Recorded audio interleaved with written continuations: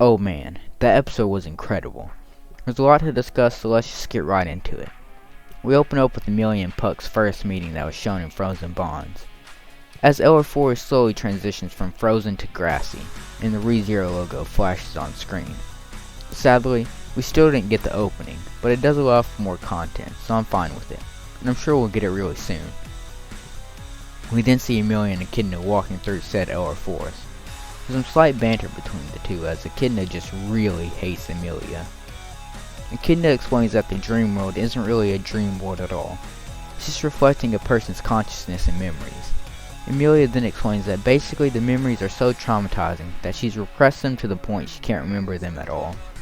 That is the reason Echidna is giving her a little refresher. They then reach a small shack, and Emilia explains that this is the princess room, where she was locked up when she was little. It's never really explained why Emilia is locked in here, but we do have some stuff to go on for ideas.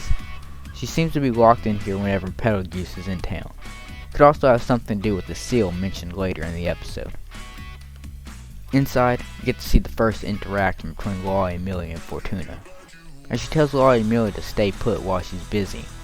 It's also revealed here that Fortuna isn't actually Emilia's real mom, but her aunt, and her parents were always so busy they could never be with Emilia.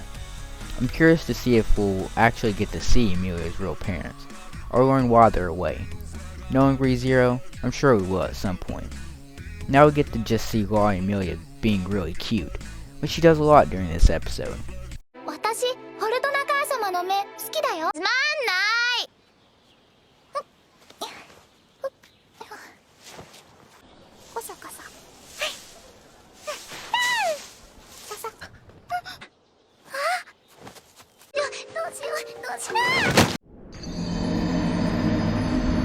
Next, a lesser spirit appears, which Emilia calls a fairy, and it leads her to a loose stone that lets Emilia break out of prison.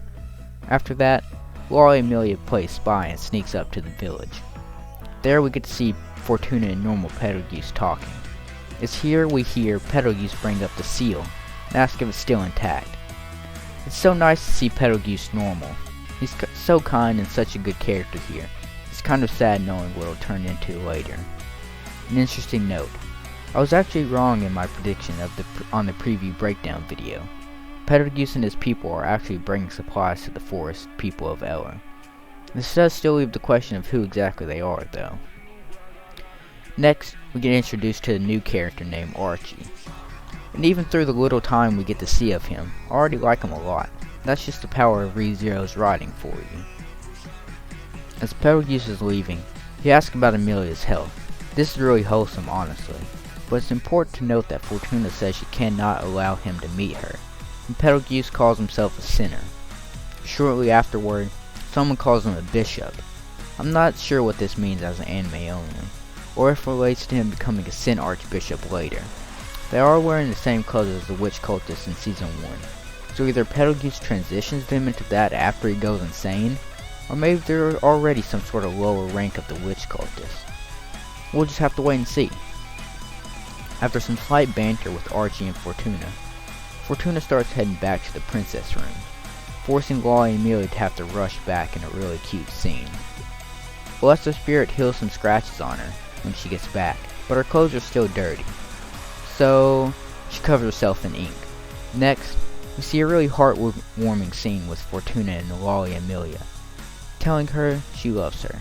After that, Lolly and Emilia sneaks out again, being stopped by Archie first, then spotting Betelgeuse and Fortuna, giving us some more Fortuna x Betelgeuse content. After that, we get to see the seal is actually the large door from the preview. I'm predicting that Lolly and Emilia somehow breaks the seal, and that's what causes the forest to be completely frozen over later. This is really likely the case, as the area surrounding the seal is frosted over. We then cut to Subaru, Garfield, Otto, and Rom, giving us a comedic break in the action. After that, Rom tells Subaru Ryuzu Shima wants to continue their conversation, as she and Ryuzu Bin will walk up the stairs. We still don't get to know why Ryuzu Shima is injured though. After that, Lolly and Emilia messes with the seal. She starts sneaking back home, but runs into Betelgeuse, and he then proceeds to catch a case.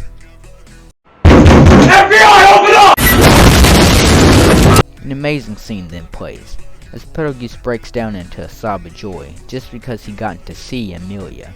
The music here is just great, along with the voice acting. It's pretty interesting to also see how well Betelgeuse's voice actor can play his insane voice in the normal one. Shortly thereafter, Echidna declares the warm-up round is over, and that the true trial that broke Emilia again and again was going to officially begin. This really put me on the edge of my seat, expecting the worst, but right after that, we get a wholesome scene with Betelgeuse, Lolly Emilia, and Fortuna playing chase in the forest, which stupidly made me put my guard down. After Lolly Emilia learns what the fairies really are from Fortuna and Betelgeuse, and declares that she'll be a spirit arts user, we also get some more Fortuna x Betelgeuse. Then, a walking natural disaster just strolls in.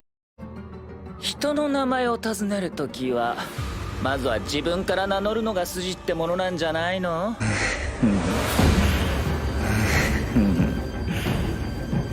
魔女教滞在司教強欲担当、レグルス・コルニアス。Then everything changed when Regulus.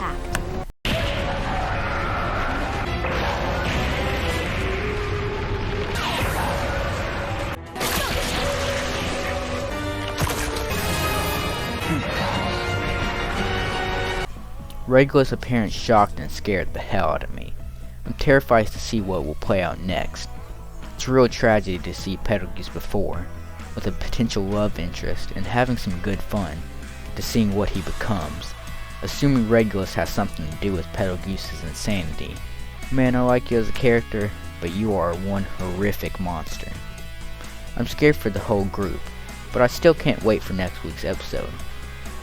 All in all, this episode was so amazing, with the incredible voice acting, soundtrack, and animation being top tier like always. This episode had it all, with character development, world building, humor, tension, mystery, wholesomeness, feels, and all. This episode is without a doubt a 10 out of 10 episode. The way they made me care for characters I've never met before and now, in just 29 minutes is crazy. With that, I'll see you guys in the next episode. If you enjoyed this video and want to see more, make sure to like, comment, and subscribe. It'll mean so much. I plan to do a preview breakdown and episode review of ReZero every week, and also more videos with Harrison about Danganronpa coming soon, so make sure to stick around for that. See ya. Psych, that's not the end of the video. I just want to give a quick thanks to Holographic, C-Tactics, and Giro Gear for showing me support on the last video. It really means so much, and you should all go check them out if you haven't.